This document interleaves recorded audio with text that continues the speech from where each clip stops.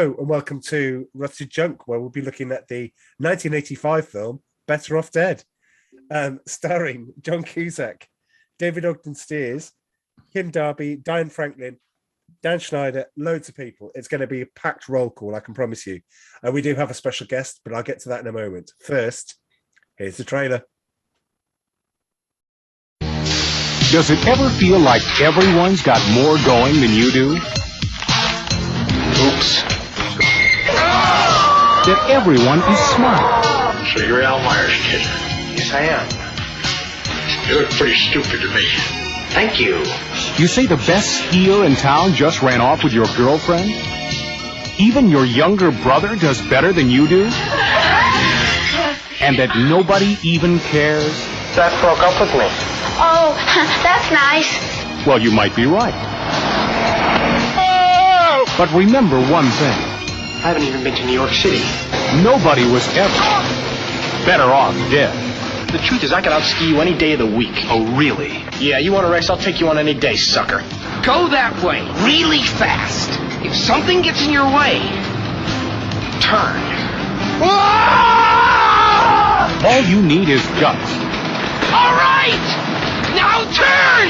I'm gonna race, I'm gonna lose, and I'm gonna die, in that order. Go. And you'll never doubt yourself again. He's skiing on one ski. Better off dead. That's a real shame when folks be throwing away a perfectly good white boy like that. An abnormal look at a normal. So, that was the trailer for Better Off Dead. Very grainy. I do apologize if you're listening. It doesn't matter about the grain. If you're watching, I apologize about the grain. But it was 1985. It was the 80s. Even Predator had some grain. I remember that trailer. You know, they all had a bit of grain. There was no 4K. There was no HD. But anyway, there you go. Very 80s trailer. So, to regular listeners of Rusty Junk, he will need no introduction. But now we are on video as well. Yeah, he might need it. Last time he joined us, Joe, was, I think, Rocky 4? That's correct. Well, what was right. it, Rocky 4? What was the other one? You've joined us for the Breakfast Club, but you Breakfast came Club. with the rest of the team. Mm-hmm. Joe does the Nerd Alert podcast on WDWNT. Yeah, thanks. I'm getting everything right. This is good. This Oh, is a thanks. great That's start. always a pleasure being able Well, to be on the show. Hi, You know, Joe. Hi, Amanda. we talk about this film. We have talked about this film for a while now on our many walks where I've talked to Joe, and we discussed lots of films like this. And I just went, as soon as it came up to Better Off Dead, Joe, do you want to come and join us? And he's like, absolutely. So it's a pleasure to have you here. Pleasure's always mine. I am dying, and I mean it more than I was. No, not more than I was with Howard the Duck, because I was genuinely. And let's not forget that Amanda gave Howard the Duck an above-average score. Yeah, so that still stands. Thanks for that, sweetheart. I shouldn't have given it a 5. Well, It was a 5 I gave it, wasn't it? It's a 5.5. 5.5. 5.5. It should have been a 4 on reflection. Yeah, well, never mind. There we go. Never mind. You know, That's the Ed Rooney actor for you. Can't remember his name. Jeffrey Jones. There you go. It's all right. You'll be seeing him again soon. Don't worry. So, guest first, then in this case, shall we? I think. Yes. I don't know which one to pick on. Oh dear. Go for Joe. Can I? All right. Okay. That's fine. Joe, over to you. What did you All give right, it and why? Yeah, usually I normally go last on my podcast, but so it's kind of cool being able to go first. Okay. Do you want me to say how I feel? Well, I'll give you some background because I Oh, he's making you wait. making you A wait little for the bit. score. No, I was gonna watch it Monday night, and I started watching it, and my air conditioner started screwing up, and I was pissed off, and I was like, I was just angry, and I wasn't enjoying the movie, so I turned it off, and I wasn't having a good time. But then I watched it the next night, and I actually enjoyed it a lot more. And you know, it's a fun movie, but I wouldn't say it's a good movie. I feel like it's a movie full of skits, basically, and they're very memorable. and again, there's a lot of good comedy in it, but I think that it's definitely missing something that you would see like in 16 Candles or Ferris Bueller's Days Off, where the main character, he doesn't really interact with many people. Like if it is, it's kind of like, it's almost like a drive-by shooting. Like his best friend, played by Curtis Armstrong, will come in, do something funny, and then he's gone. And that's where I feel that the movie could have worked a little better. Okay. Is if there was more, like, I know it's kind of weird, it's a comedy, but like have more character development. That's why I think it's really not a classic over here in the United States. I don't think most people know about it. But it is a fun movie to watch. There's definitely a lot of really hysterical scenes. My favorite scene is when he's on the roller skates and he pulls that girl's dress off. I always get a laugh out of that. Why is that, Joe? I don't know. I just think it was just so funny because it was unexpected. But now that I expected it, it's still funny. But he's always, John Cusack, he's a lovable character. It's hard not to like him. Although recently in real life now, he's a miserable person. I don't think he would like the character in this movie, the real life John Cusack right now. And there's definitely, like I said, there's a lot of fun scenes in it, a lot of memorable scenes in it. But if I had to give it a rating, I would give it, it's tough. I'm going to be nice. I'm going to give it a 6 out of 10. That's nice. Well, I was going to give it a 5. I mean, for a movie, for a comedy where you just want to turn your brain off and you just want to laugh, just turn it on. But as far as the movie, as a movie, it's not a very good movie, but it's a fun movie. You know what I'm saying? Yeah. Okay. Wow, 6. Yeah. Oh, I'm afraid to ask. Amanda, Yes. score and why? Okay, right. I was having a bit of trouble with the movie, kind of getting into it and sort of understanding what it was about, and then I'm sorry, Movie. but that because like the whole thing about suicide is really not, I don't think, is not funny. So I was like a little bit kind of like, I'm not sure I'm going to enjoy this movie. I'm not sure how you can make it fun. So I was a bit kind of down on it before it even started. So I was having a bit of trouble kind of enjoying it. And then I think the turning point for me was, oh God, that's either real genius, completely madcap, or completely wrong. And it's the burger scene. Where the dancing burgers are in the diner. That was the turning point. That was the turning point for me. And I was like, oh God. That's the scene I hate the most. Well, yeah, you know yeah. I just thought it was completely madcap. And then I was just like, actually, I think this is quite a fun movie. I was wondering where that was going. I know. Because it could have gone a completely different way. It could have done. You know what I'm like? Yep. So I completely agree with what Joe said. There isn't a lot of meat to the bones in the movie. There isn't like a massive storyline. You can see where it's going, like with the French girl and stuff. But so in one sense, it's a little bit predictable, but it's fun. It's sort of, you know, a good movie to watch. And I'll probably watch it again, to be honest. Yes. Yeah, so that's the litmus test, isn't it, really? Whether I'd watch it again or not. Yeah. So yes, I'm going to give it a 7. Oh wow. Yes. This is like Howard the Duck too. Yeah. Oh, the film I was going to do next, I might actually do now, but I'll get to that. Right. Whoa. So John Cusack, I actually, you know, we've watched some of the movies with him in. And I actually quite like him as an actor. Me too. I think he's you know, quite genuine how he comes across. Whereas people like who is who is that one that I really don't like? What's his name? Oh, His buddy? Andrew McCarthy. No, the guy with ginger hair that didn't make it in Back to the Future. Eric Stoltz. Yes, don't like him. Look, we've been through this. You cannot take the name of Eric Stoltz in vain. Okay, seriously. You know, I want to see that Back to the Future. It always seems like an effort with him. Yeah, because he's a good actor. Mask, some kind of wonderful. Oh, jeez.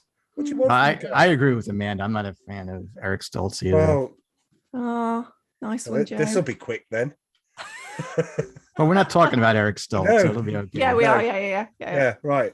I tell you what, seriously, roll call. We're gonna rattle through it, but there's some good bits. There were some really good bits. Are we gonna get your score? Yeah, we're gonna need yours. Yeah, you are. Before we get to roll call. So, Better Off Dead again is one. I'm not going to have. I'm going to keep thinking. We're still going to do Jaws 3. We're still going to do all the things that are in my head. But Better Off Dead was up there, as was Summer School, as was One Crazy Summer, as was some of the ones that we've covered before. There are films that you've put in, Amanda. There's films you suggested and we've done. And then, what about that? And I know that when we get to season 5, you've got we've had a bit of a chat and you've got loads of things you want to put in. And that's great because you're doing it you're coming from I remember it is really good rather than I'm not sure if I've ever seen it. You're not coming in from that sort of thing. You want to go and revisit some of those films. Not Roadhouse again, though. No, definitely not Roadhouse. And and their undulating walls. And their carpentry bills. But I think Better Off Dead sort of typifies a sort of 80s film for me. It has everything in it. It has the sidekick. It has the comedy. It has the romance. It has the wacky animation montages. Well, no, it just has that. And I guess I think when watching this, I just thought, well, we have got One Crazy Summer to come, and I'm debating whether or not the next film is another Cusack film because I'm not sure you might be all Cusacked out. But One Crazy Summer, I think, is the perfect complement to this. But I think after watching Better Off Dead, it finally clicked. My favorite actor of the 80s was John Cusack. My favorite actor of when you look at, Judd Nelson rocks.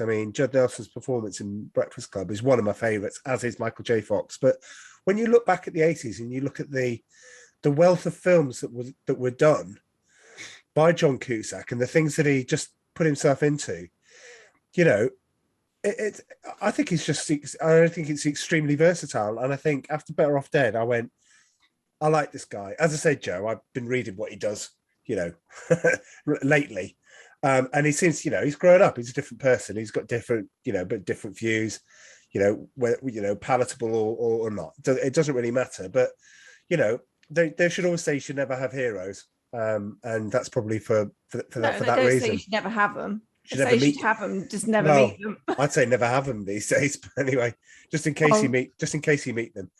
But it's a solid. I love this film, and it has everything for me. It has the quotable. I every time I hear it, every time I see that car draw up at the lights, truly an awesome spectacle, right? I just have to think about that, and I'm in a good mood because I just think it's bizarre because you get the explanation of why he does it. Yes, but you don't get any more. You don't get any more than that very brief explanation. We don't need any more. Why? Well, it's funny. So, do you guys know who Howard Cosell is over there? Yeah. I know the story of what happened to the actor. I used to see him all the time. He was on the ABC Sports and the Wide World of Sports. He was the most famous broadcaster that the United States had. And first of all, it's a good impression of him. And it's just funny because they're wearing the yellow jackets because they had that too in the Wide World of Sports. But I wondered if someone over in England or Europe would get that humor because he didn't need to. He's obviously impersonating a sports commentator. Don't really need to know who it is. From my point of view, it was just the look and everything and the driving gloves and just why. but it's the gift that keeps on giving, because they do it just enough times before it gets like old. You know, True. Yeah. It's my favorite part. Like, I love when that comes up. Oh, really? But you're right. It's just enough. I think if they would have done like one or two more times, it would have been too much. But I wouldn't mind it too. I wouldn't mind seeing it on the extra features or the special features if they had like a whole bunch of them that they never used, just to see it. But you're right. Was he dubbed? Because it didn't look like he was actually. Do you know talking. what? Let's do that now. So the guy that plays the trolley. Wait, did we get your score yet? Oh, yeah, come on. What's your score? 8. An 8. Yeah, an 8. Woo-hoo. Love it. It's good. So you've got a 6, 7, and 8 then. Is it perfect? Yeah. Well, I thought Joe would have been an 8. Anyway, we won't invite him on again. It's fine. No. I heard that last time too. Yeah, I know. Yeah. And yet we still keep in touch. So Yuji Okamoto is the name of the actor who's doing the speaking. What they did, he ended up, so we won't need to do this when we get to roll call, but he was chosen, as in not chosen, chosen in, and I'm going to have to do it, and you will laugh, but in Karate Kid 2. Karate Kid. It's the Karate Kid. Karate Kid. Anyway, let's not go through this again. Hang on, what do you say, Joe? Karate. Not even. Yeah. See, that's different again. there you go. Well, yeah. You say karate. I say karate. You say karate. Let's call the whole thing off. It just means you're both wrong. No. There's only two wrong people here, and one of them ain't me. What? Do both. Anyway, right. So 8.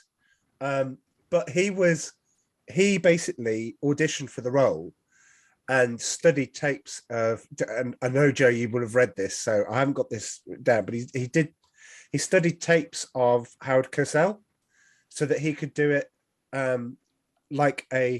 it was supposed to be a Korean person, but he was Japanese American, but he was supposed to be impersonating a Korean person.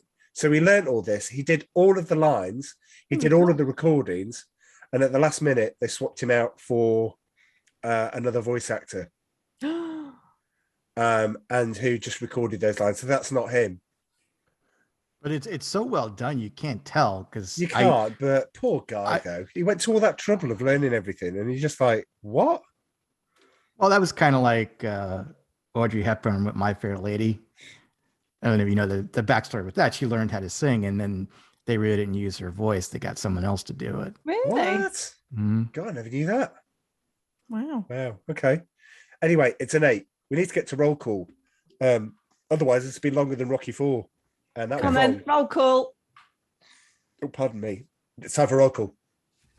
Roll call. So, roll call. So, John Cusack. Do we need to do it? I mean, what's your favorite? So now we're here, Joe. You know, we don't need to go through it. We've done quite a few John Cusack films there. Yes, The Grifters, One Crazy Summer, The Sure Thing, which we loved. 16 Candles, Grosse Pointe Blank. What's your favorite John Cusack film? Say anything. Right. Okay. Well, this is what I wanted to say too. He wasn't that big in the United States. Really? No, he kind of like, when you said the 80s, what we would think of, what they were pushing on us was Tom Cruise, Michael J. Fox, I guess even to a degree Eddie Murphy and stuff like that. But it's rare when somebody would, if you would mention John Cusack, I don't think people would know who he was. Wow. In the movies. And I never had a friend or a girlfriend that said, oh, I want to go see this John Cusack movie. You know, I don't think I've ever seen one other than 16 Candles, which he was barely in in the theaters. You know, I've only seen them on VHS, but I love him though. I mean, I think it's sad because I think that he would have been, he's a great character actor. He's lovable. He's relatable, you know, so he's great in The Grifters. He's wonderful. And you know, that might enter into season 5 under Cops and Robbers, perhaps. You know, there's maybe a little room for him in that. But I think I've mentioned this on the podcast before. He played Brian Wilson in a film called Love and Mercy, where he played a Brian Wilson's life.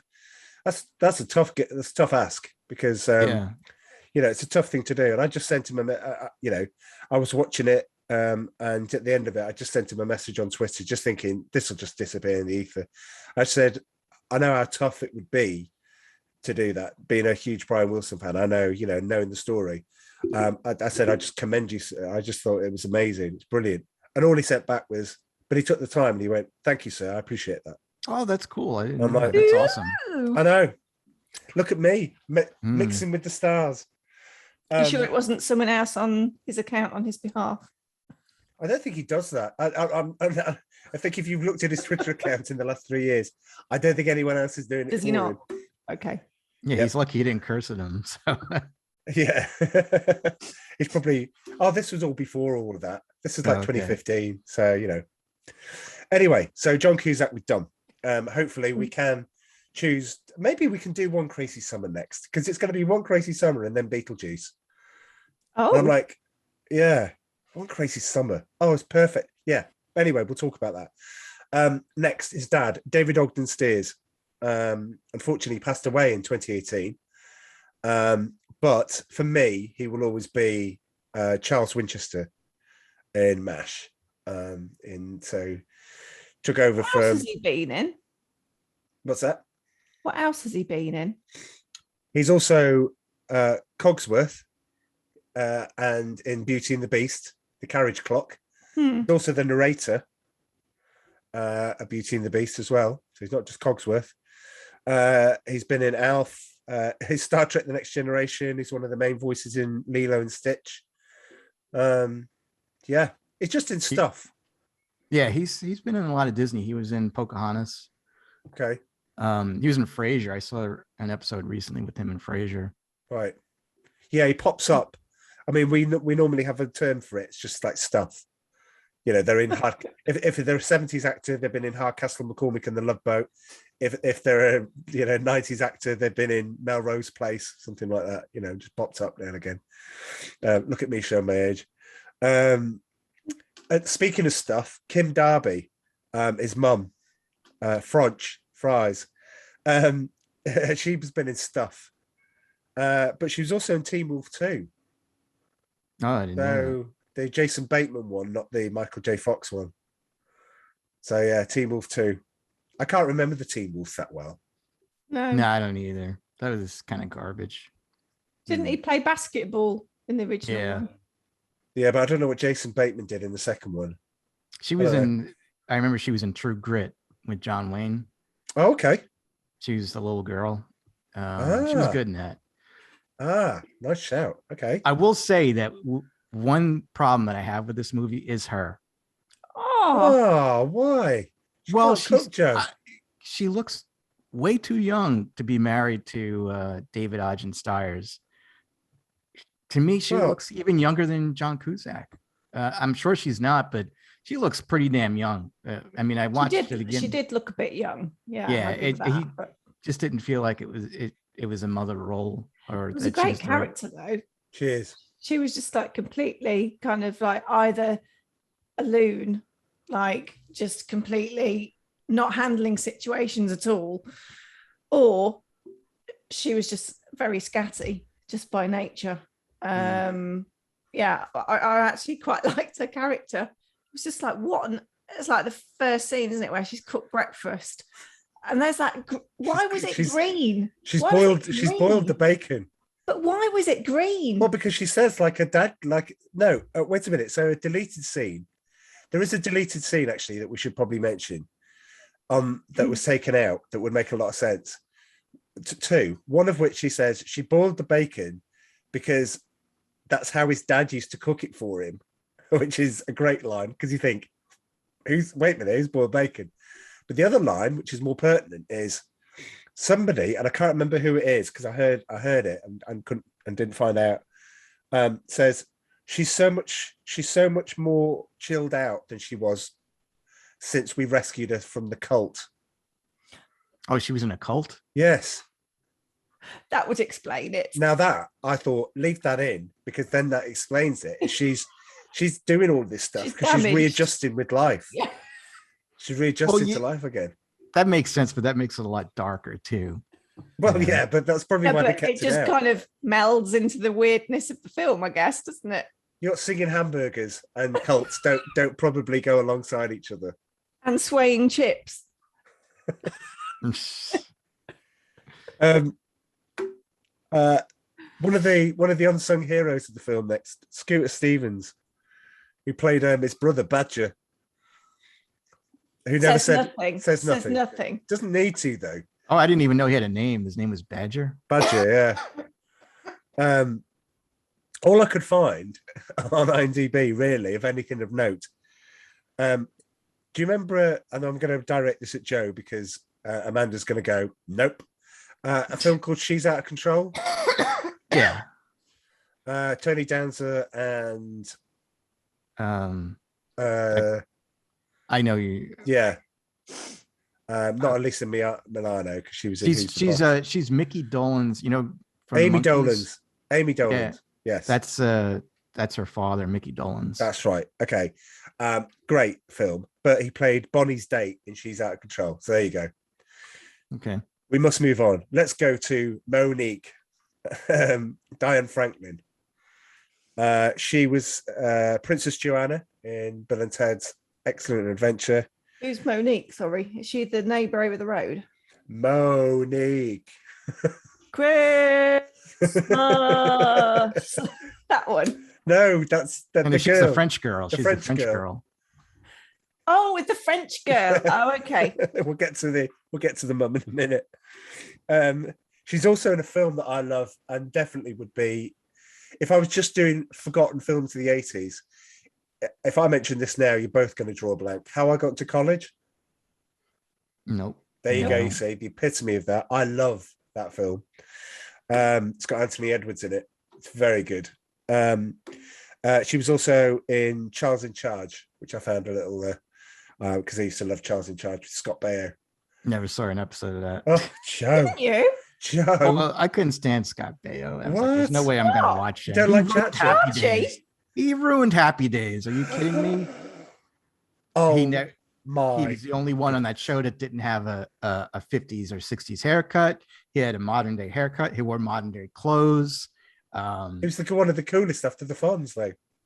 No, he ruined Happy Days. I'm Oh, sorry. my And goodness. I believe you said that. and one of my friends is best friends with the guy too. And I'm like, he ruined Happy Days. That's how I see him. Wow. Chachi. Ugh. God, if we had more time, we would definitely explore that. But we're already half an hour. See, this is what it's like when we get together. And this is why Sorry. it's so wonderful. I've been it curbing is. It's great. myself. I've been trying my best. Do you know what? Do you know what I will say? I will say now to people listening to the podcast. I've listened to podcasts that are 2 hours long. Usually they're Joe's, but there are other ones, right? But what I'm saying is, you listen to them. If I'm swimming, I just pause it. I'll come to it, and then I'll pick it up, or I'll go and watch it, or something like that. People do that with podcasts these days. I've heard people go, "Oh, we should really have you podcast to 45 minutes." No, forget it. We wouldn't be able to cover what we need to cover. If you like this podcast and you think, okay, I've only got half an hour, press pause now. We'll see you. We'll see you. Come on back. You in Come on back part when you two, gotta. yeah. Yeah, make it 6 parts, but just keep listening to it and just, we don't want to stifle the content because look, we're all together and I'm not going to squander this We've got opportunity. nuggets of content littered throughout the podcast. We have.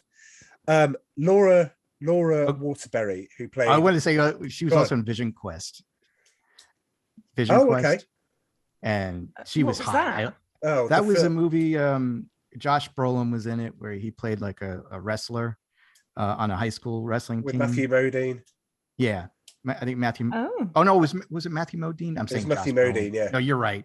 I don't know why I said Josh Brolin, but it was Matthew Modine, and I forget if she was a maid or something like that, but she had moved in with the family, and she was hot as hell. She was. Whew.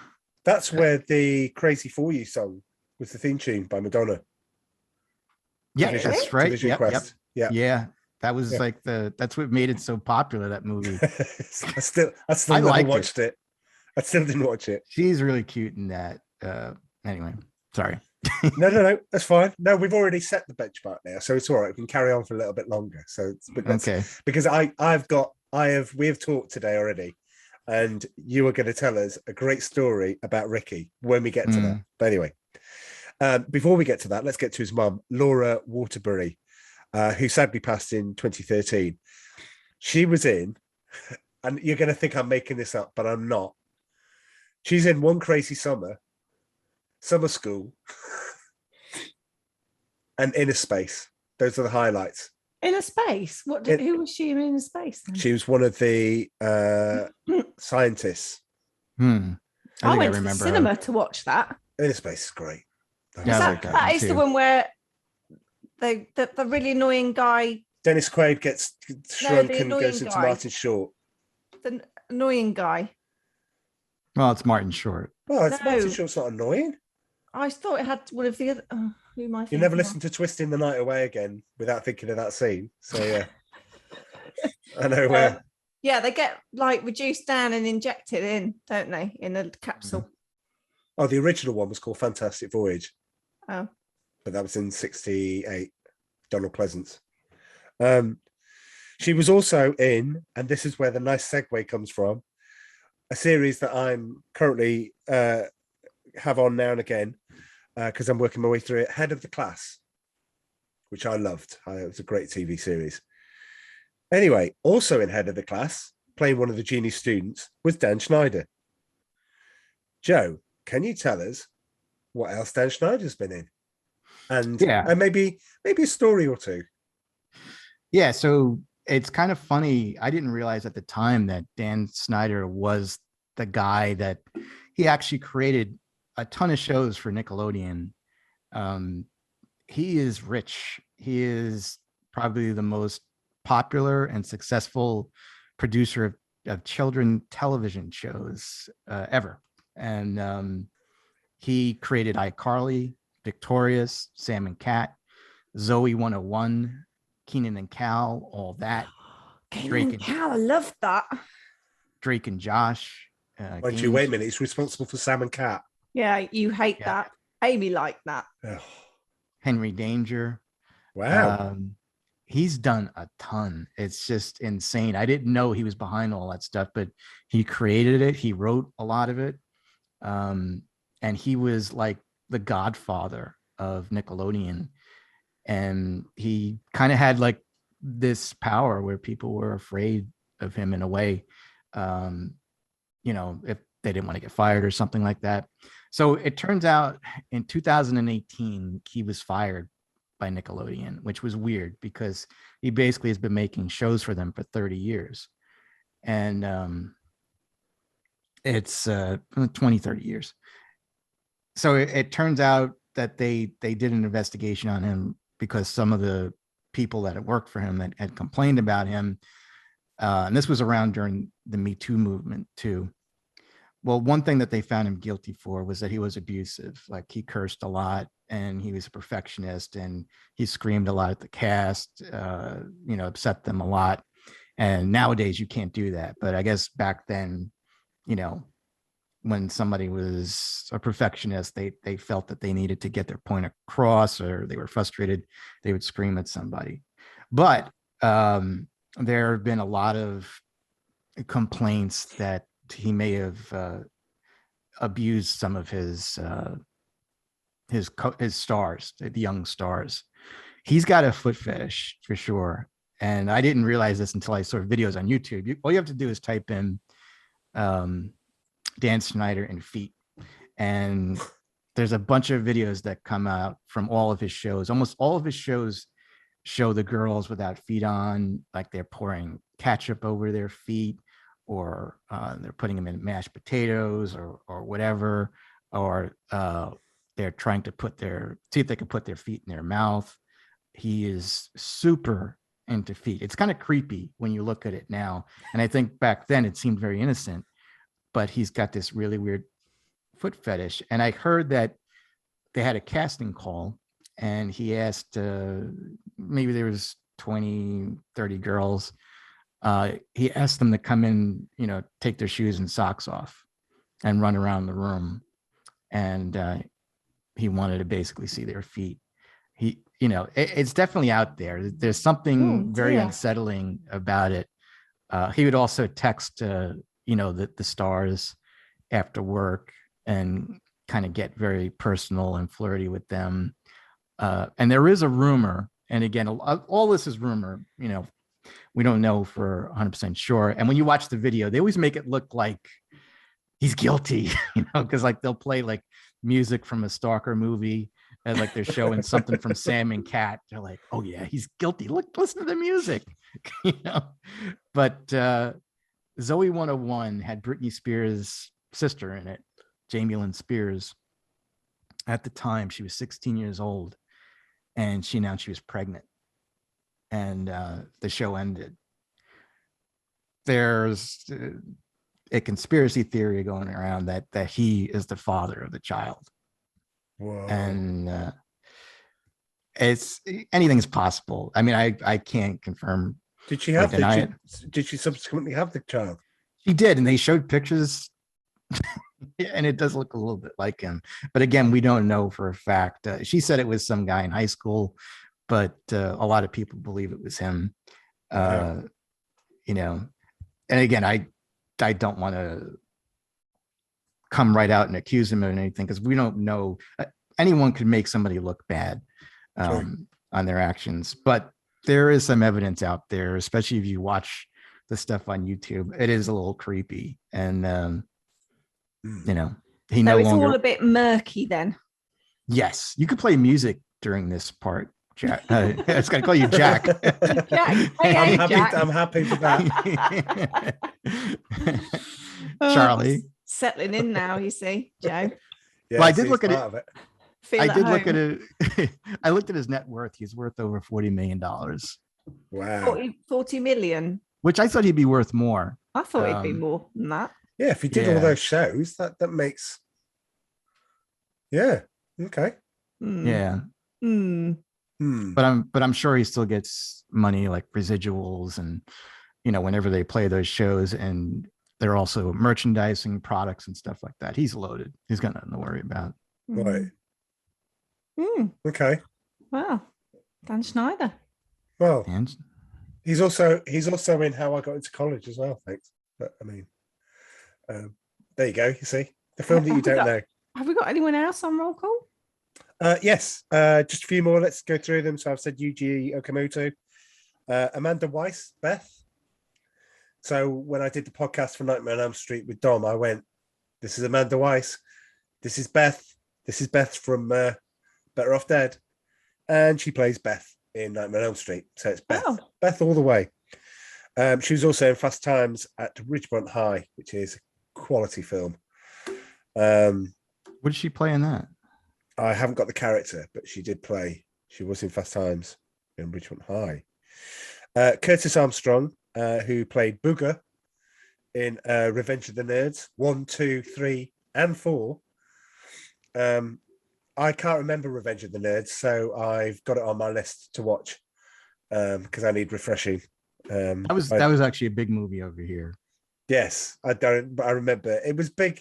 It was big over, big-ish over here.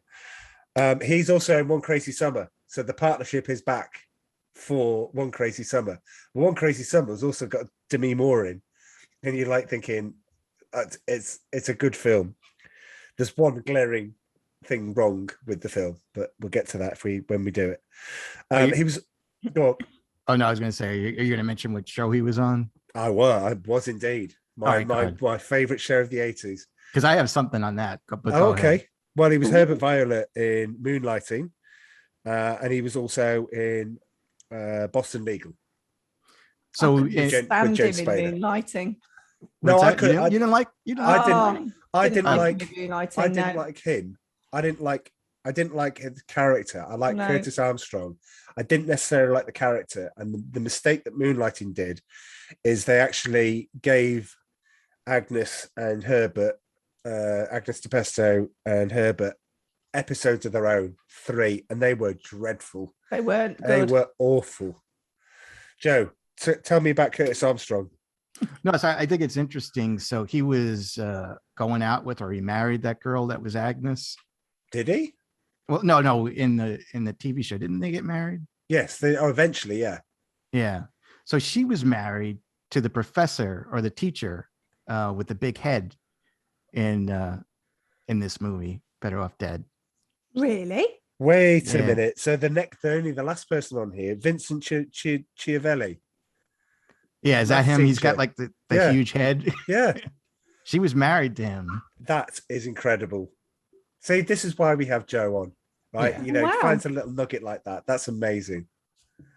It's only Wow. 6 degrees of separation, isn't it? It's like who knows who and who was in what. And I suppose if you're just concentrating on the 80s movies, in some way, shape, or form, they're all going to get linked in with each other, aren't they? Because there'll be an actor that's played something on that knows someone, or it's the brother or sister on that film. And well, absolutely. He died in 2005. But I'm going to leave the last word on roll call to you, Amanda, because he was also in Head of the Class. Everyone's in Head of the Class on this one. He was in Star Trek. He was the organ grinder in Batman Returns. Yeah. But Amanda, tell me where you recognize him from. What 1990 film, huge, possibly maybe the biggest film of 1990, was he also in? 1990. I think I've got the year right. Maybe it's 91. But anyway, I know that one. Starring one of your dream boats. Oh, he's so hunky. He likes undulating walls.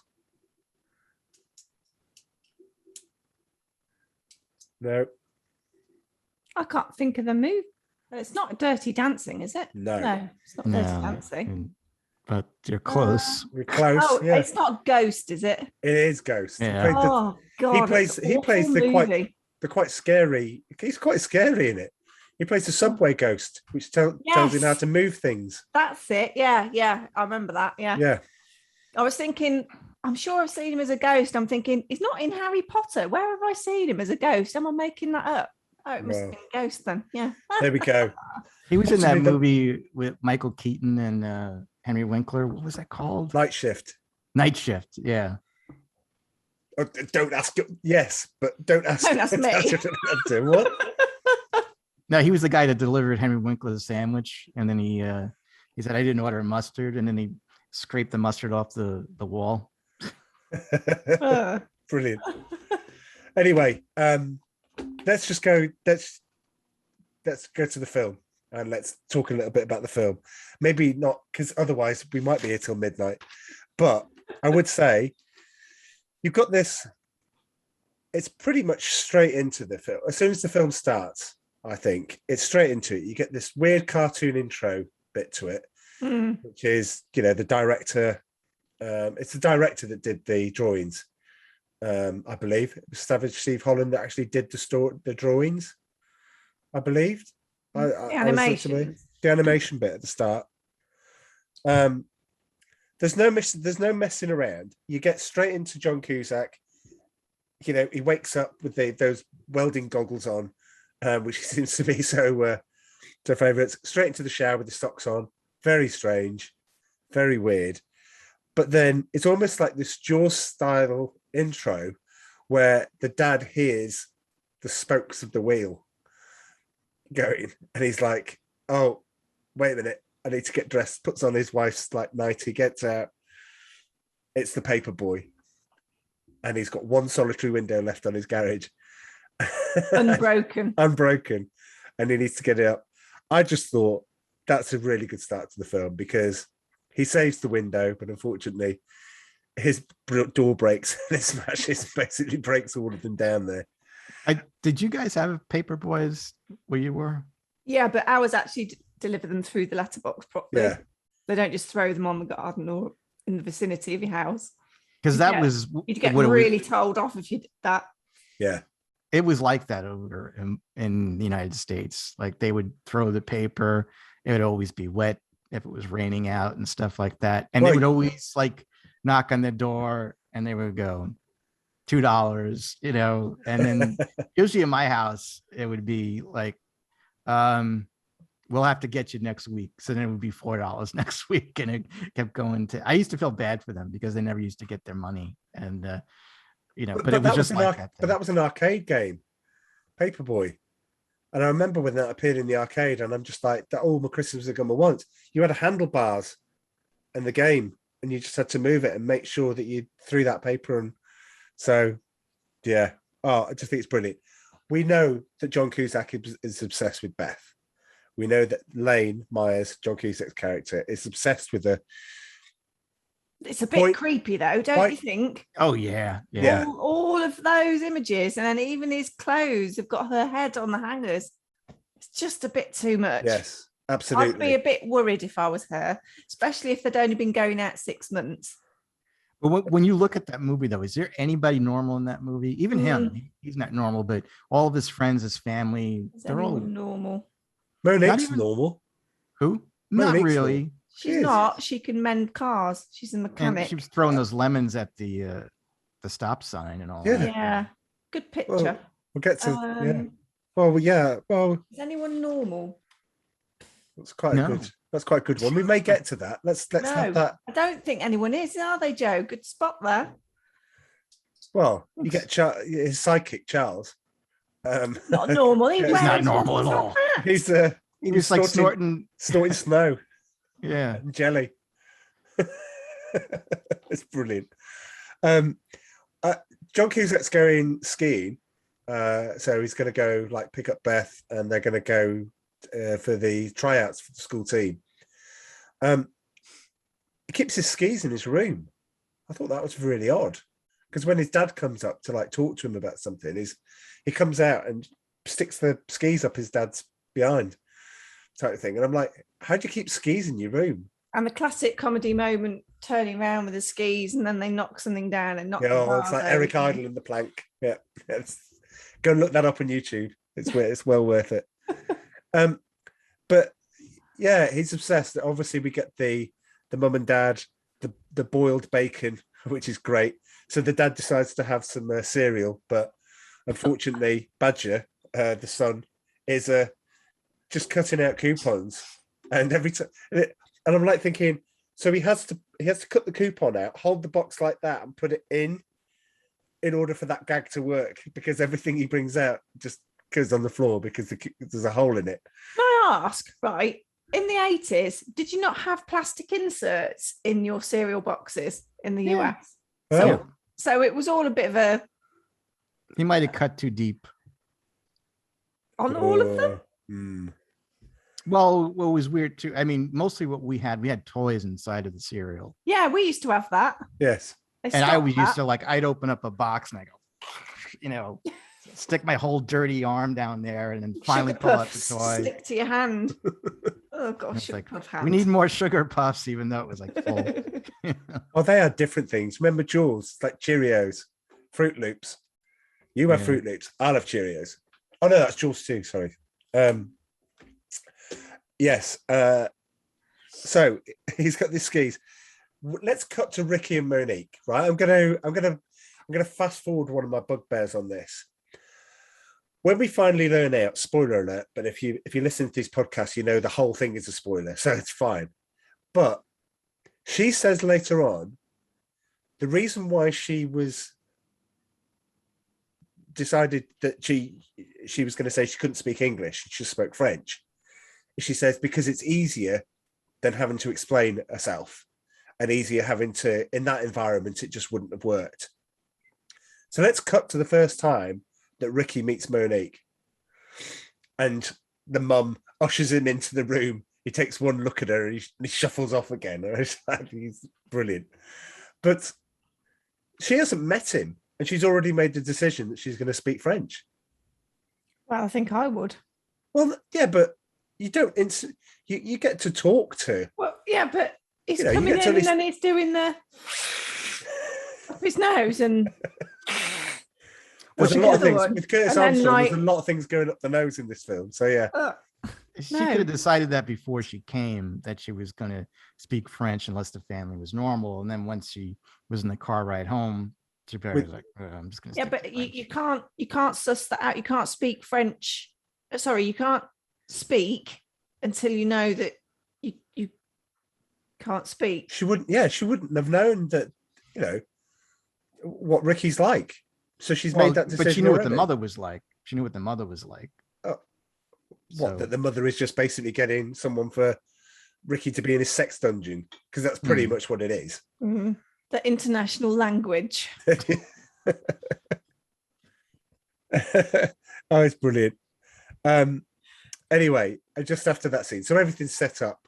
He's in the car with Beth, and you get the first one with Yuji Okamoto. Truly an awesome spectacle. This is the first time where he goes into the sorry, it just makes me laugh every time. And he reverses into, I didn't put the actor's name down, but the guy from Porky's. Yeah, pretty much. He playing exactly the same character as he is here. He might as well be the same character. I know that it isn't a straight translation, but Beth has made the decision. He doesn't know that he's going to be replaced, so he takes John Cusack's photo out and puts in Stalin's photo, which I always thought was great, in his place. Gets to the tryouts. Stalin has a thing for Beth. She has a thing for him. John Cusack doesn't stand a chance. I love his condescending thing. Oh, who wants to help me? Oh, you'd make a fine little helper. I'm just thinking, oh, we're definitely in 80s here. But yeah, it's just a bit.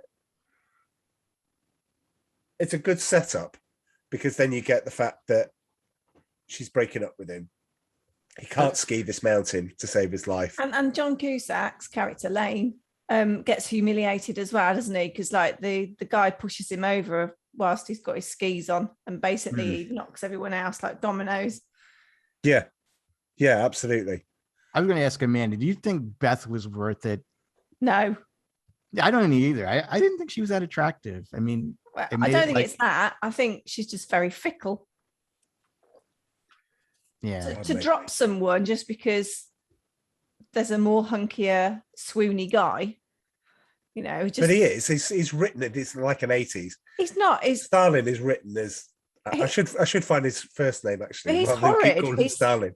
He's a bully, but he's an 80s bad guy. He's great. Yeah, he's but not this nice. Is why it's like a cartoon instead of a movie. Like when he crashes into that guy's truck, and then again he does it again later. He crashes into the front of the truck this time, and just a lot of it seems like a cartoon. Even like with Beth, like when he meets Beth, and his feet is in the potato salad or something like that. Oh yeah, he steps in the people's picnic in the park. That's right. And then walks over to her, and then there's a sub narrative going on, isn't it, when they're meeting, with them talking to themselves in their own head, saying, "Oh, she's touched her nose. Does that mean I've got something on my nose? I best just wipe my nose." And there's this whole scene where then they're like blowing the nose and then like checking their ears, and just because they don't know if they've got a bogey on the nose or whatever. But it seemed like sure thing. He takes a pass and goes and meets the girl. That's what happened in the sure thing. He ends up, throwing him a pass, and he ends up talking to the girl. So anyway, he's now broken up. I think she's worth it. I think she's good looking. She was good looking in Nightmare on Elm Street as well. But anyway, that was only a year before. We have it's all a bit. I can't remember because I didn't write down the chronological order. He gets home and his mum's hoovering. That's the first time he tries to commit suicide. And he goes, "How are you, dear?" Because Beth broke up with me. "Oh, that's nice, dear." He goes into the garage, puts the noose on, and then goes, "This is crazy. I haven't even seen New York." But his mum comes in to hoover reverses the backwards, reverses the door backwards. open. That's it. Now, to go back to your bit about you're uncomfortable with the suicide scenes, I described that to you when I was talking about Better Off Dead, and it didn't go down well because no matter how I describe it, you were like, that sounds awful. Is it funnier when you watch it or not? It wasn't funny when I watched it last night. But I think now I've seen the whole movie, I can take it in the context. In context, yeah. But they didn't need those suicide scenes. They didn't. They could have called the movie something else. They could, because there weren't that many. There was the There's 3 of them, I think. The garage with the noose. There's 4. The garage with the car where he's trying to gas himself while smoking and then reverses back, breaks the garage door again. Then there's the jumping off the bridge.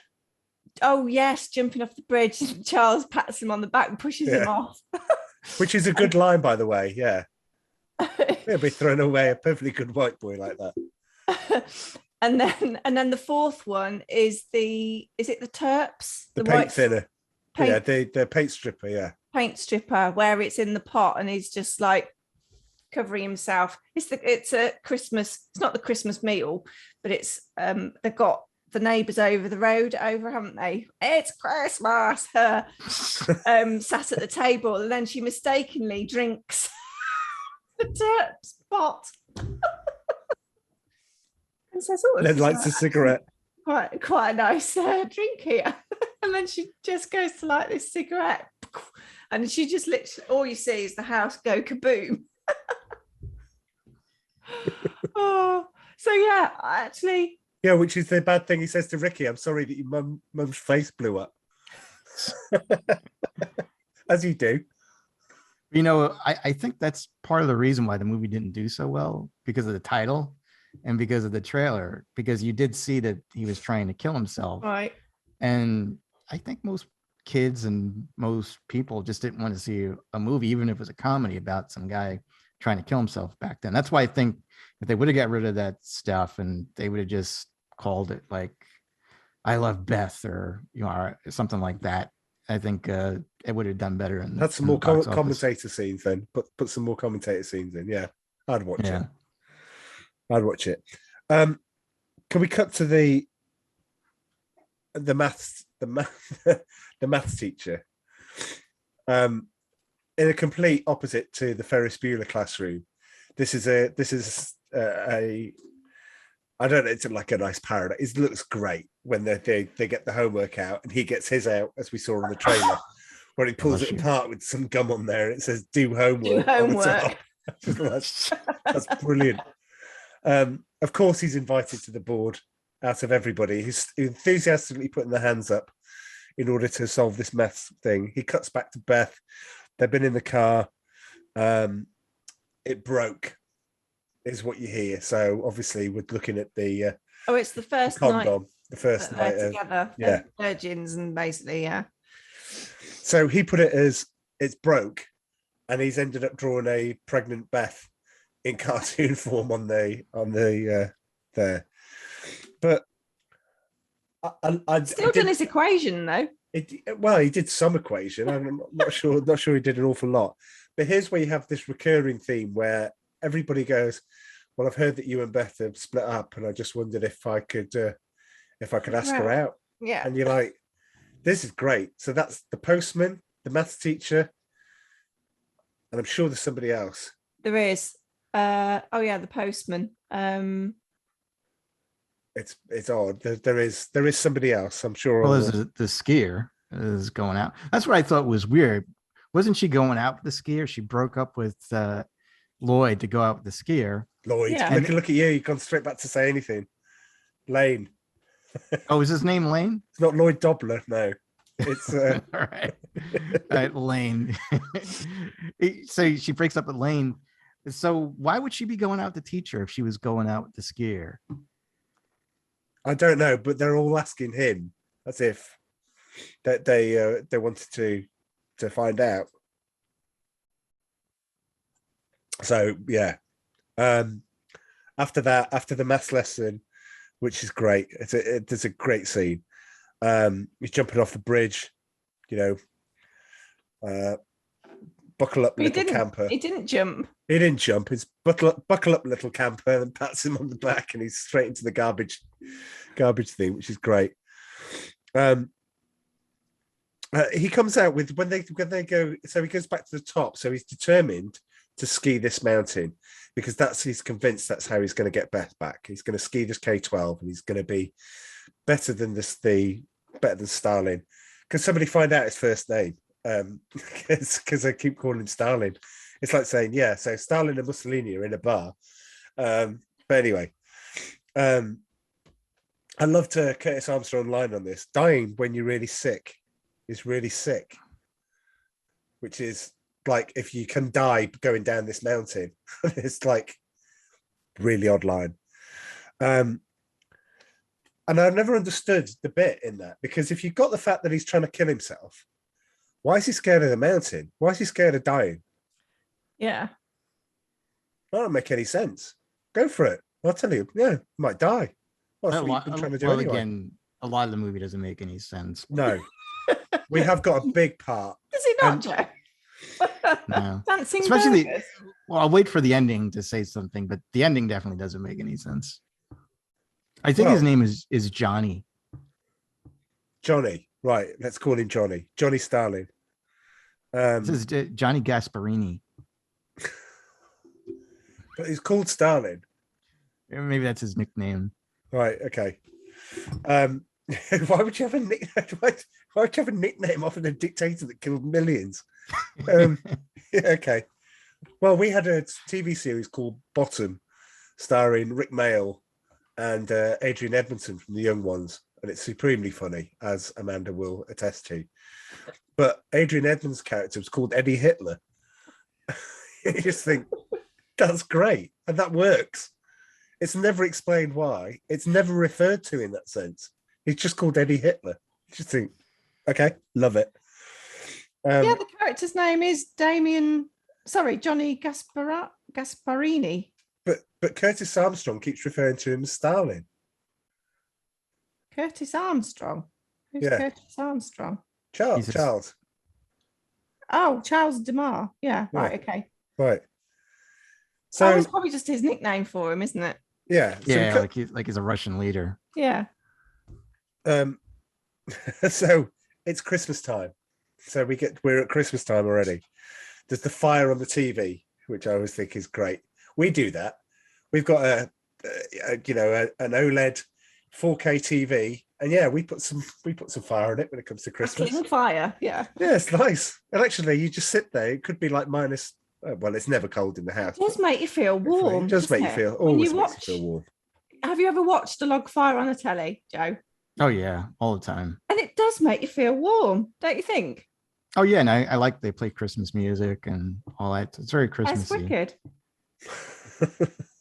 Have you done the aquarium tank as well? Every now and then.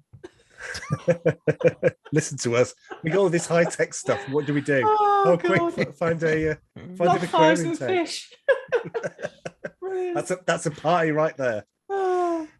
Anyways, fire on the TV. It's Christmas presents. He's getting a lot of fried chicken dinners. Oh. Now help me out here, Joe. Chicken that you keep at room temperature in a box. Is this? I know that you had TV dinners, and we turned it into having dinner, watching TV. But TV dinners were a set meal, weren't they? That you just put in the oven, not the microwave. You put them in the oven, and they came out. You had a complete meal there. Did they have desserts on there as well? Oh. Yeah. Bet they were nutritious in every way. Yeah, it was bizarre because I used to have a lot of those. My mother was a horrible cook, and so she used to buy a lot of those. And yeah, you would have chicken, mashed potatoes, corn, and then you'd have a brownie. It's really weird. It's all cooked at the same temperature. And never came out right. No. Anyway, he does get a lot of them. Cut to Ricky's house. Christmas. It's that's when it's like, do you have Christmas in France? Christmas. Yeah. So it's great. What did Ricky get? Ricky gets her a photo of himself. Brilliant. Brilliant. I think, do you know what? When you know what you know about Dan Schneider, when you know and you're looking at the film in that eyes now, you're thinking, this guy's not just a nerd. This guy is like, he's a serial killer in waiting. Oh, he's a really horrid, deep, dark. No. I think it's easy to fall into the trap that he's just, it's creepy. He is creepy, but he's funny. It's predatory, though, isn't it? The way that they drag her off. Well, he's got his absolutely. He's got his over the shoulder, really, and he's doing this in the car and all this sort of stuff. It's not got good tone to it. No, it's fun. I used to work. This guy next to me was just like Ricky. He was creepier looking. You know, he kind of looked like Shrek, and he actually had an 8x10 photo of himself on his desk, and that's brilliant. You know, first, we couldn't tell. We thought that maybe he was gay and it was his boyfriend. And then like we'd sneak over to see it when he was away from his desk. And they're like, that's him. And they're like, well, maybe it's a twin brother. You know, it's like, no, that's him. No. Why? He so loves himself. Did you find out why? No, we were afraid to ask him. Oh. But I think it's because he used to ask out all the hottest girls in the office. And again, he looked like Herman Munster, you know. But I don't know. Herman Munster's actually, yeah. Fred Gwynn is not a good-looking guy. Yeah. Well, true. you know what I mean. He wasn't John Travolta, this guy, or Brad Pitt. But my point is that he had an 8x10 picture of himself. That's weird. That's he would just very look at weird. and say, "What a good-looking guy I am." French fried potatoes. So the parents buy each other gifts. Oh, sorry. She buys him real aardvark fur onesie, which is brilliant. And the thing over the top is just incredible. It just makes it. But John Cusack, what does he want for Christmas? He wants to kill himself. So he goes into the garage and then puts the engine and puts the pipe back into the car. He gets convinced by his little teddy buddy that he shouldn't be doing this. And in the end, he puts the car into reverse and the car comes out because the dad goes out and goes, look, and she goes, oh, it's a Christmas miracle that he fixed all the windows on this and the car comes through. Here's my problem with the film. It's clear that he's trying to gas himself. It's pretty clear. I mean, you'd be able to see all the gas and be able to smell it all coming out. At what point did the parents go, are you okay, son? That would be it. That would be it, really. I think his dad was trying. He just felt he was generations away from him because he was taking a lead from that book, wasn't he? Like youth and drugs and stuff. And then there was a bit about communication in the book, and he was trying to communicate. You're really dragging me out or something. Yeah. And then he says, instead of right on, he goes right off. And he went, Lane just goes on and walks off. So I think his dad's trying, but he just doesn't. I think he's got to. If his son's going to kill himself, he needs to try harder. I think he gets the fact that Lane's down. I don't think he quite understands how obsessively down he is, because he's saying to him, you've got to forget her and you've got to move on, and I'm making you go and date other girls. And he sets up that date with the law firm partner's daughter with like the massive kind of head brace for her teeth. With the calculator at the door. Yeah. They don't even go out on the date. She just says that's $13.20. Unless you're a cheapskate, which I don't think you are. That's another $10. You just give me $13 and we'll call it quits. So that same night, then there's the school disco. Yeah, inverted commas going on. There isn't. It's the next night. Well, it can't be because he returns home. Well, we've got the postman. How the date was. No, but we've got the postman. The way that I've written it is we've got the parents intervene when they don't intervene. The postman then dropping the mail round. That was funny. Which is how to pick up trashy women.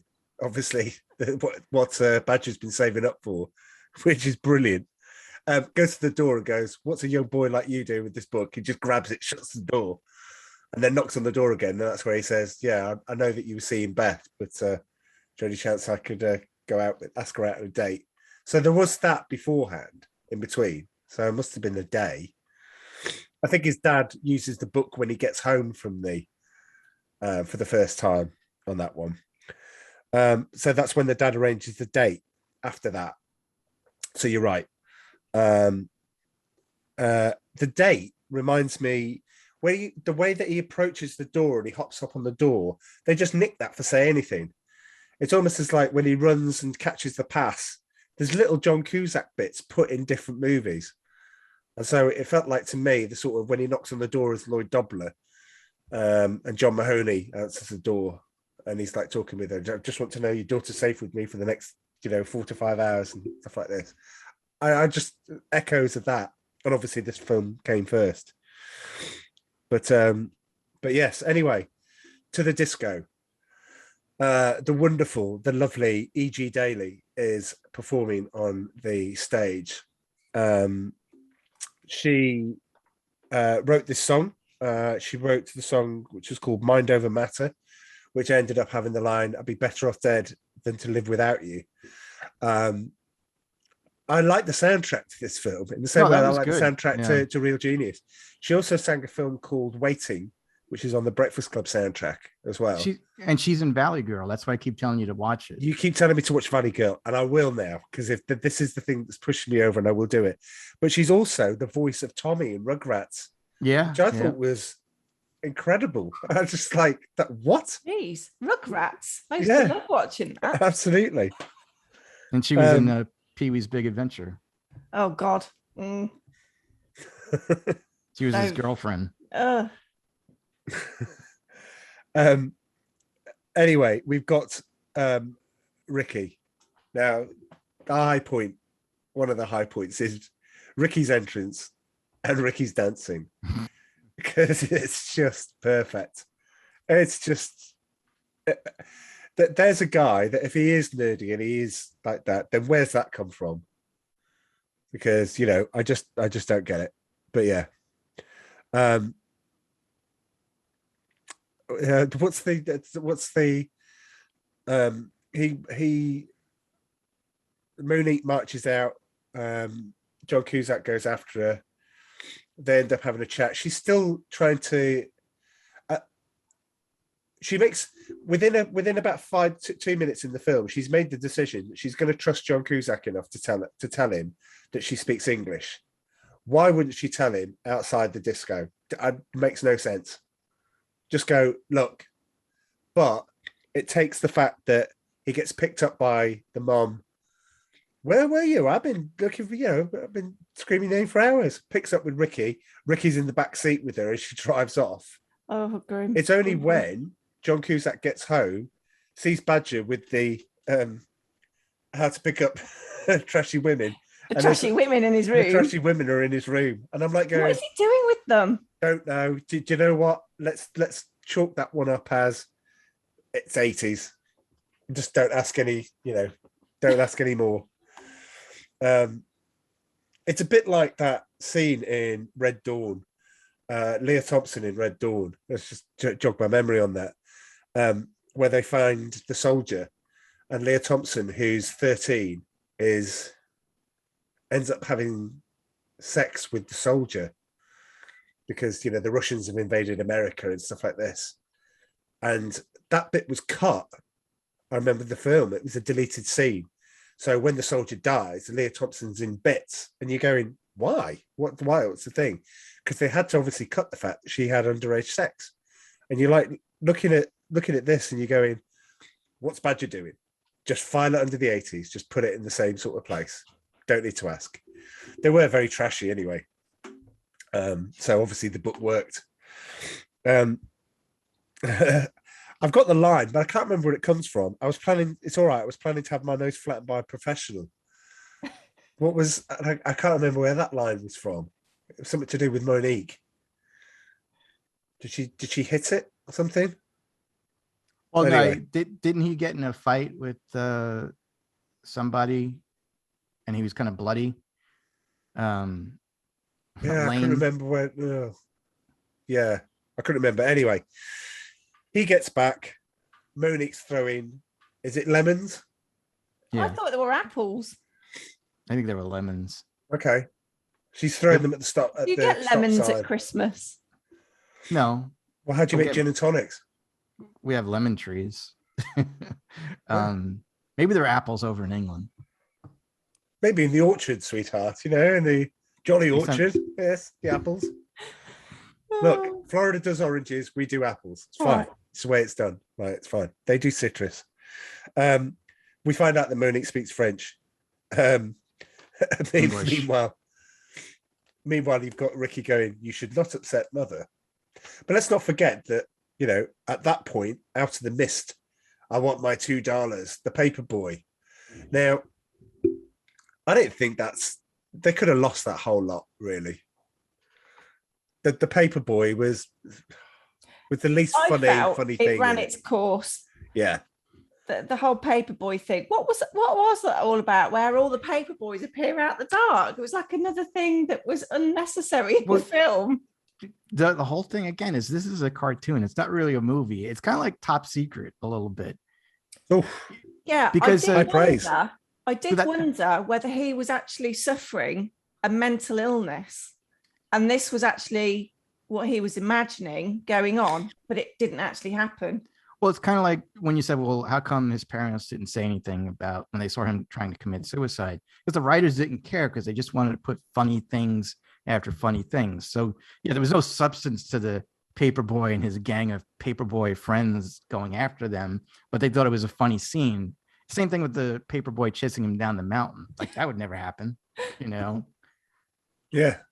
Which made me wonder whether it actually was some kind of medically diagnosed. I don't think the mental writers or the problem. director were that deep. Well, No, because he's there in the diner, isn't he? And then he creates this kind of like Frankenstein burger that then jumps off the counter, and then suddenly there's this female counterpart and some swaying chips around a makeshift pool. And they're there at the end. And they're there at the end, which is like really weird, because why would that be in the movie? I think he's struggling with mental illness, but it's undiagnosed.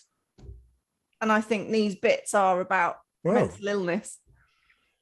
Well, it absolutely could be. I always wonder that he had such a problem with overthinking everything that, spoiler alert, when he actually successfully skis the K-12 at the end, it's because he's not thinking about skiing the mountain. He's thinking about the kid on the adapted bike that's coming after him for the $2. He's not thinking about that. So when he doesn't have to think about it, when it isn't going mentally on his mind, he's not really that. I mean, that's weird that he gets a job at Pig Burger anyway, because he's gone into his car twice. And I'm like, I don't know why you would do that. It reminded me of Weird Science, you know, the it's alive style thing. So yeah, it was a bit odd. Well, the whole movie doesn't make sense. I think that's the point. It's like, again, it's just to have a good time. You know, you go out with your friends certain and watch things it. have got to make factual sense. The owner of Pig Burger gives him the keys and say you lock up. Okay, so he's the guy that's locking up. When he gets out after that scene and he gets turfed out, the restaurant's full. And you know, you've got Johnny, not Johnny Starlin, but you got Johnny. But wasn't he fired? And then he brought the French girl there for dinner. So where did he get the keys from? Still got the keys. Well, he's been fired though. Should he take the keys off him? I don't think that the writers were that deep. We're not exactly. we're not going for that. But who's serving? That's what I'm thinking. He's the cook. So John Cusack on his first day is expected to service an entire restaurant. Again, let's not put it there as a. You've got how to pick up trashy women. Meanwhile, he's ordering how to build a space shuttle. By the way, he's also built a ray gun, a working ray gun, which we have at the start. So, anyway, rock bottom. He decides to tie himself up with curtains. Is it? and douse himself in primer, but he doesn't actually do it. While he's carrying the primer on the way to go to the garage, he's invited in by his mother because everyone's having a dinner French to welcome Monique. Yes, it's a French themed food party, right. isn't it? French fries with French dressing. I didn't find that funny. French bread. It's brilliant. And French water. But you've got Ricky. And it's called Peru. Peru, that's it. Peru. Ricky's touching up Monique underneath the table. You know, you're like, really? I didn't notice that. Yeah. So you've got all this like stuff. Oh, anyway. So they get to the Ricky's mum ends up drinking the primer, lighting the cigarette, boom, face. You see her later with the bandages on, so thankfully it wasn't that bad. Although it looked like it took out the whole room. She wouldn't have had a head. Yeah. This wasn't the explosion in Die Hard, which took out some kind of beard, like a masking tape beard with a little bit of dressing on it, isn't it? It's like no. Yeah. We get another light scene after this with the nuns this time, so they end up crashing instead of going into Pig Burger Guy.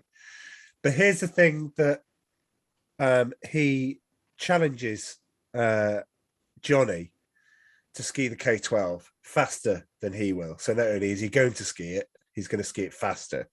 And they arrange it for Saturday. And they arrange this in the cafeteria. And then when they do that, it goes, if you beat me, you can be captain of the ski team. And he sees this as his way to get through Beth. Here's the thing that bugs me. As soon as it's happened, it's put on the tannoy on the loudspeaker. This just in. Lane Myers is going to ski the K12 against Johnny on Saturday. And the whole place erupts and cheers, and people come up to him and pat him on the back. Now, I might be delving into places, whatever, but hear me out. If he's obviously well liked at the school. Who? It's not that he's an outcast. John Cusack. Okay. He's not an outcast. He's not. You know, he's got people behind him. You know, you've got people asking him, can they take Beth out, rather than, you know, giving him a bit of respect. I know it's a funny thing, but everybody's rooting for him to be the guy that beats Johnny. Yeah. So far? Yeah. Don't want to. And so doesn't see that support network or the people in school and everything as a reason to live. I know it's not as black and white as that all the time, because I mean, people are different false, things, aren't they? It's no, because they turns out that they love him. It's all hype, isn't it? Oh, someone's taking on, like, you know, the fastest skier. Oh my god, that's amazing. Oh. It doesn't matter who it would be. I think they're just like, you know. No, I think he's well liked. I think he was well liked at the disco. I think I still think you're looking too much into it. Is, you know, maybe it's meant to be a comedy. He's overthinking, exactly. But also, all right, I do have a point. So when he went to the math class, everybody had their homework done. Not only did they have it done, but you know, some had printouts and they had spreadsheets and all that stuff. Yeah. So that whole class was full of nerds. So I would assume like the whole high school was full of people like that, and he was the only one that wasn't. So yeah, they would more flock to him than a jock. You know, and you know, like how 80s movies were there. You were either a nerd or you were a jock, you know. Right. And I guess they look at the jock as a negative. Well, yeah. Yeah. So is the ski captain a nerd? No, or he's a jock. So what's Lane then? Sporty. Lane is an outcast, I would say. He's kind of like in the middle. Right. Yeah. So he's neither. But he has got Curtis Armstrong, who's been at the same school for 7 years. 7.5 years, sorry. So, you know, it's interesting because Curtis Armstrong was 30 when he made this film. Was he? Yeah. And you're like, what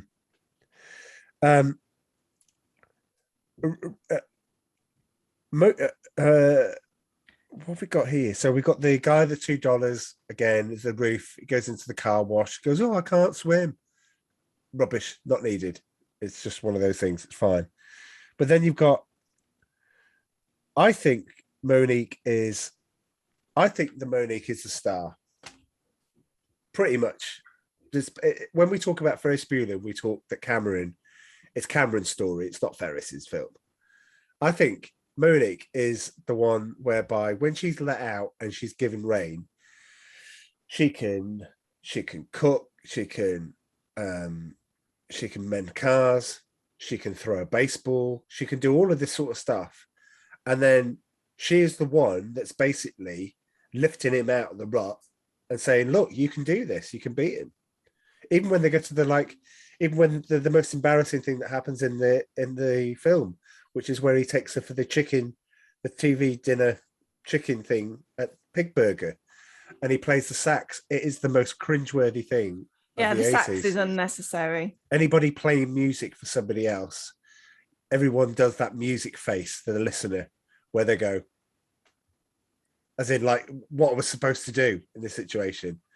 You know, if it's something you can sing along to, well, then it's fine. But yeah, I just think she fixing up that Camaro, having that nice little montage, having everything else. I just thought she plays a far more important part in it than. Do you think? She's not your typical female role, though, is she? She's more of a guy girl, because girls. Oh, no, she's the best looking girl she's the best looking girl. No. I mean, I'll give her that. Yeah. Yep. From skills point of view, Yeah, I see you what you're don't saying see any too. of the other girls getting their hands dirty. You see one being very pretty, being affiliated just to the basketball team, and your favorite bit, Joe, where she's got roller skates on, and unfortunately her dress comes off. Stereotypical female beautiful girl there. And then you've got Beth, also blonde, little bit vacant, and very fickle. Doesn't really possess any particular talent or skill. Just likes going for the most popular guy. And then you've got Monique, who is neither of those, who actually has something about her, but has said nothing throughout the film until the last sort of quarter of the film. Who then is actually a very steadfast and very independent person, because it takes somebody like that. I don't know if I'm reading too much into it again. It takes somebody quite independent to go from your own home country at Christmas, which is really weird. Why would they send a foreign exchange student over at Christmas? Didn't quite understand that, but there we go. Why not? So she's over in somebody else's house at Christmas, which is a time for when you're supposed to be with your family, isn't it? So what kind of family does she have? We don't know about her history, about what kind of family setup she's got. But we don't need to. I mean, this is no, but she's come into the film. Yeah. Supposedly being this French non-speaking person, you can see where the film's going. Yeah. And then suddenly she's speaking, she can pitch, she can mend cars, she knows a lot of stuff, basically, not like the other girls in the film. So I don't know what point I'm making. I guess she's just a strong role. She's a strong role model. Different from the other girls. She turns his life around. Yeah. She turns his life around. And it reminded me a little bit of actually that film with Eric Stoltz. Is it the one with Kind Eric? of Wonderful? Where he takes her for the meal. A mechanic. She helps him. Oh, Watts. Yeah. Yes. Mary Stuart Masterton. Yeah. Reminds me of her. Oh, she's great. I think that they were attracted to each other because he was an outcast and she was an outcast because she was in this country and she really didn't speak English to anybody and didn't get along with anybody because she was afraid to, because she didn't know what they're going to be like. And again, they both needed each other in order to be happy. And Lane was, in the beginning of the movie, he was shallow. He was attracted to Beth, who, other than looks, she didn't have any personality. She wasn't a nice person. Very vacuous. Yeah. So he did grow throughout the movie, and she helped him grow, if you want to look at it that way. I think he'd suffered failure, hadn't he? He hadn't really got any nouns about him.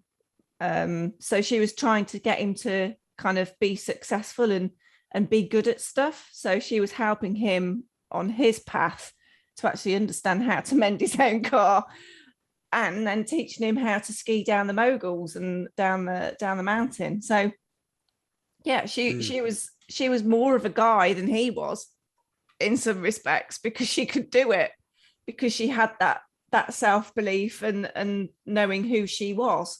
I think he didn't have that, and I think that's what she was trying to sort of that's what she ends up doing. Help him with, yeah. Go down that really fast. If something gets in your way, I wouldn't even have gone skiing. I would have just taken her to a hotel and that was it. You know, that'd have been the end of my movie.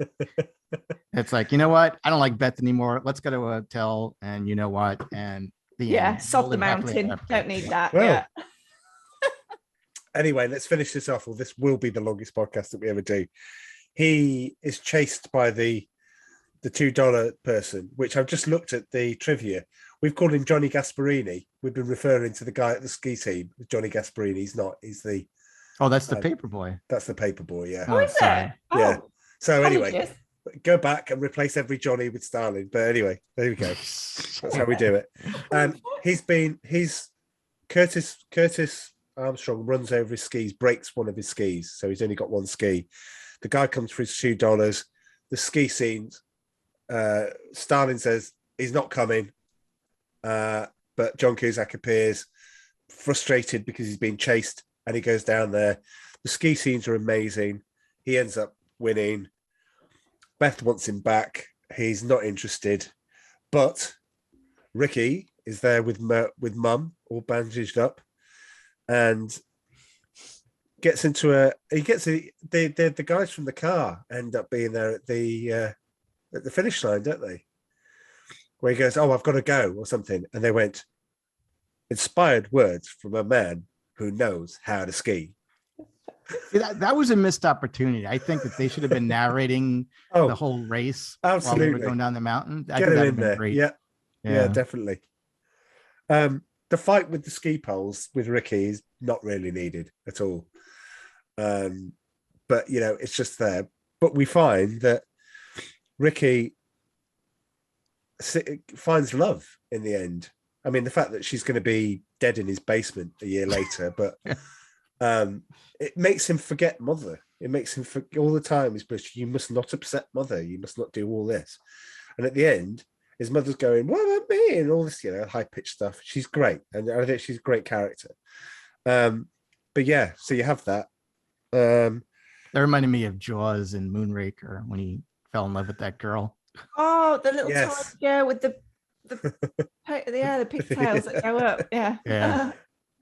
Anyway, that gave me nightmares. That did Jaws, like in the Bond films with his teeth. Jaws gave me nightmares. The shark one, the big fish. The big fish. So we cut to the end. The Camaro's fixed. Everything's great. There's the stadium at the end. He's there with Monique. And the last bit, the second to last bit, is the guy coming in. "Yes, we're going to flog this gag one more time. I want my $2." Coming up to the car. Just give him $2, just give him $2. Then cuts to his dad while the credits are going. Oh, wait a minute. And cuts to his dad while his credits are going up. And it looks like Badger has built the space shuttle because it blasts out the house. There we go. And that's Better Off Dead. What were we going to say, sweetheart? Right. So not you, Joe. Where do they actually live? Where do they actually live? I don't know. I was in Detroit. Was it? I think it was. Could be wrong. I had a question though. Who are the baseball team that they go to see? Because it looks like they're. Oh no, that's right. It was LA Dodgers. That would have to be Los Angeles. Yeah, right. So they travel quite a way, don't they? It would have to be Los Angeles. Then you're right. My question is, where does Monique live now? Does she still live with Ricky and his mother? She was on an exchange. She'd have gone home. Would she have gone home? But now they're in. That's what confuses me, because they can't live together because she's a foreign exchange student, and they live right across the street from the people that are supposed to be housing her. So, well, presumably, what's happened to the girl that Ricky's got? well, Oh, she's wait not a gonna minute. live. She's in the basement. Yeah, okay. Yeah, Oh, okay, God. I've got it. It's fine. Oh. It's fine. Stop it. Oh, that's Right, good. so That's an So interesting the one. guy who was the ski captain, his name was Roy Starlin. There you go. Okay. Roy Sorry, Starlin. guys. Roy. Sounds about Starlin. that. Anyway, we need to get on. We need to crack on. I think we've covered that. I guess we probably. I'm not overthinking it. It's just nice that you have a bit of you go into this stupidity. It's like doing Iron Eagle, the first podcast we ever did. We took that to bits, but I still love that film with a passion. Anyway, let's get on to it. Let's do trivia time. Here we go. Trivia time. Trivia time.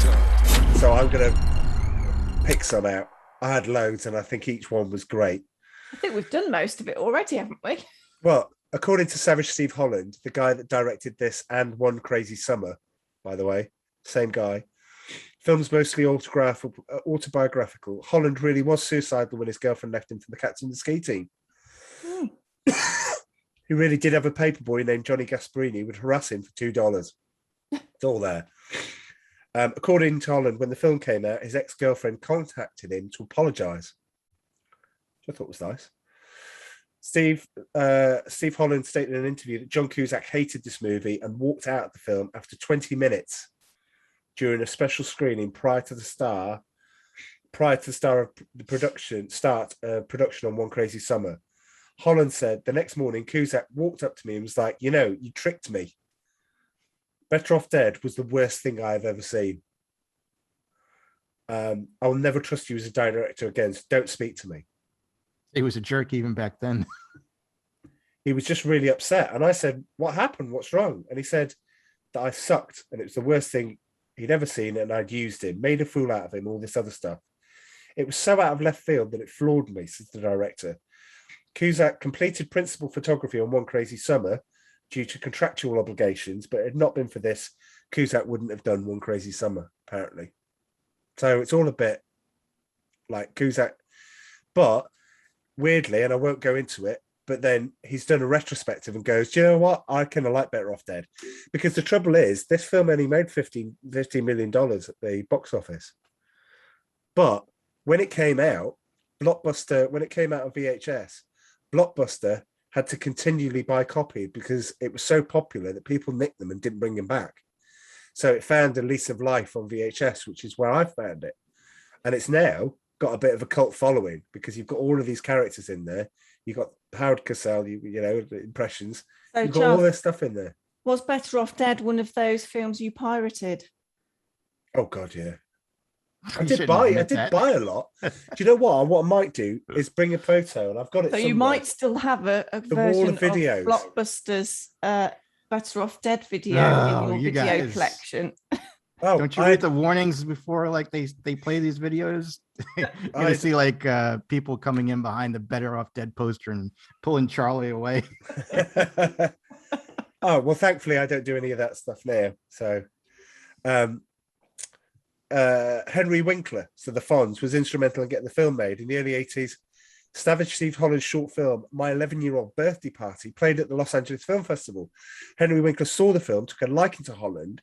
At Winkler's suggestion, Holland checked out John Cusack in The Sure Thing, which Henry Winkler executive produced. After seeing the movie, Holland thought Cusack was perfect.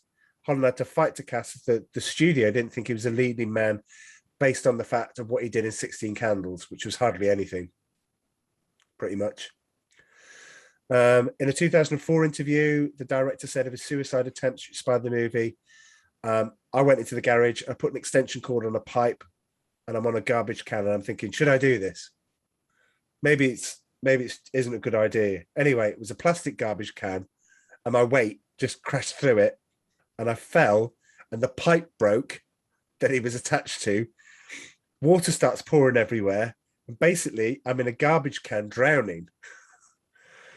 My mum comes in and starts yelling at me for breaking the pipe, which is what any mum would do. So I started writing down stupid ways to kill yourself that would fail, and I put them in a diary, and that diary became Better Off Dead. Ah. I'm gonna have to miss loads of stuff out. As a promo for the movie, Monique, Diane Franklin, had a manager contact Dodgers Stadium to see if they'd be interested in having her do an autograph signing, which I thought, okay, for her, yeah. She wasn't famous. She said, I kind of thought it'd be fun for people because if they saw the movie and I was at Dodger Stadium, it'd be a fun venue for everyone to come and see me there, she said. The ballpark said no to a signing, but asked her to sing the anthem, the national anthem. What was unusual about that is that when they introduced me, I thought they were going to say, and here's Diane Franklin from Better Off Dead. And they wound up saying, here's Diane Franklin. And I'm thinking, who knows Diane Franklin? Nobody knows who I am. So this strange woman has been invited to sing the national anthem and nobody refers to the film. So you can't do the signing, but you can sing the anthem. I'm like, that's a bit weird. But yeah, so I had loads more, but we're just going to overrun. I think it's great. Has this, Amanda, has this whetted your appetite for us to do One Crazy Summer, and then let's put the John Cusack stuff to bed for a bit until we get to the grifters. Well, I don't know what the film is, but yeah, let's, as they say. What do you say, Joe? Yeah, give it a whirl. Let's give it a whirl. Joe, you've seen One Crazy Summer. Oh yeah, no, I think it's very similar. I think it's pretty funny. Yeah, there's some good bits in it, especially the two kids, which I think are the two kids from Mosquito Coast and Great Outdoors. The twin girls. The twin girls. That if you pull a face, if somebody slaps you on the back, they'll stay that way. That's brilliant. And they're pulling the face, and this kid comes up, slaps them on the back, and for the entire film, their face it's all going to depend whether or not she likes Bobcat Goldthwait, you know. Oh, do you like the guy from Police Academy? I'm sad. I'm like, oh no. Oh. He was a comedian, wasn't he? Yeah. Yeah, but it's okay. I'm gonna have to watch that then on my own. Right. What? One Crazy Summer. Well, I'll watch it, but well, that's 2 points off already. So, well, let's do Summer School then. Right, we'll do Summer School with Mark Harmon, the guy that broke moonlighting. Thanks, Mark. Well, look, you'll get one of them. We'll have a discussion. You'll get one of them. Well, why don't we just do Beetlejuice, something different? Well, we're going to finish with Beetlejuice. Oh, okay. Near a sort of, Halloweenish. Oh, nicely timed. Well, not really, because it won't actually. We'll end up doing it at the start of October. So, anyway, we're in September, aren't we? Yes, absolutely. It's what happens when you have so much time off work. Anyway, this may be, looking at the clock, there might be a couple of minutes in it, but literally, this is the longest podcast we've done. So yes, Joe, I blame you. I really do. I'll accept the blame. That's fine. It's good. What can you tell us? You tell us a little bit about the podcast and where they can find you. Oh yeah, you could find me at WDW. See, I even have trouble saying it. There's too many W's. It's WDWNT Nerd Alert, and it's available at WDWNT.com. Walt Disney World News Today is the #1 leader in Disney news and entertainment, and I am honored to be a part of that group. We're available on Spotify, iTunes, and iHeartRadio, and also on the Walt Disney World News Today site. Can I ask a question? Sure, go ahead. Are you friends with Mickey Mouse? Kind of, yeah. I mean, I've met him a lot of times. You go down the pub for when he's off work. No, I think that I hung out with somebody they called him a friend of Mickey, which means that they were Mickey Mouse at the park. Oh, right, cool. They're not allowed to say who they are, so they might say I'm a friend of Mickey, which means that they put on a Mickey Mouse head and a tuxedo and they're Mickey Mouse. So yeah, I guess you can say I was friends with Mickey. Oh, Nice. sweet. Excellent. And it's for those that know this podcast, I'm going to be repeating it again, but it was Joe's podcast that spurred us to do Rusted Junk. It's all your fault, Joe. Yeah, it is. Yeah. That we do this. That we do this for our lovely listeners. But it's good because if you go on the website, you can go all the way back and find out what they liked about Rogue One and Force Awakens and stuff like this. You could just go back, and if you're for your listening pleasure, that's you sorted for the rest of the year. You just go back and listen to them. It's great. They've just had a change of. You just have one change in the crew that you got there. With Federer coming in for Taylor. Yeah, we've had at least great.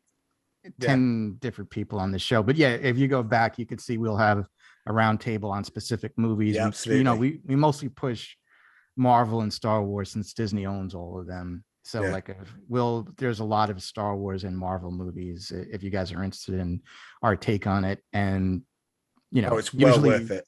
We have good people on there, Yeah. I've been on it, so yeah, of course you do. That's true. You have great people on it. Excellent. If you want to know what you have people that know their stuff on it as well, not like me. Yeah, not like me. I'm kind of with you there. I'm not the best that knows it. I'm kind of like the referee. Or the bus driver, and I just complain, and. Oh, the quizzes are a special delight when you run the quiz between them. It's good.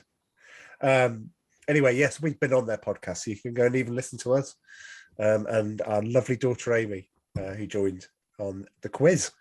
Anyway, right. Well, I'll go first. And I'll say, well, we'll see you next time for either Summer School, One Crazy Summer, or I don't know, maybe something completely different. Something random. Who knows? She'll watch the trailer to both of them and she'll go, oh, I don't like either of them. And then it'll have to be something else.